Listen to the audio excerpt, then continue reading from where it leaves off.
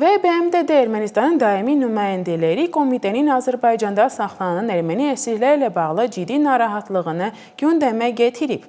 Ermənistanın BMT'dəki daimi nümayəndələri BMT'nin işgəncələrə qarşı komitəsinin son yekun müşahidələrinə münasibət bildirib. Qeyd olunub ki, komitə Azərbaycanda saxlanılan 23 erməni əsrin davamlı həbsdə saxlanılmasından derin narahatlıq ifadə edib və bu narahatlıqların bu günə də aktuallığını qoruyub saxladığını vurğulayıb.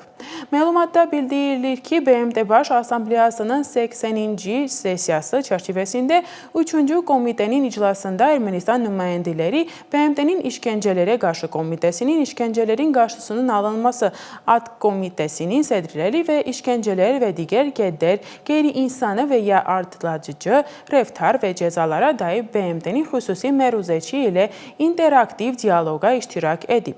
Ermənistan tərəfi bir daha təsdiqləyib ki, ölkə işgəncə və digər qəddar, qeyri-insani və ya alçadıcı rəftar və cəzaların universal və tamamilə ləğvi ilə bağlı üzərinə götürdüyü öhdəliklərinə sadiqdir.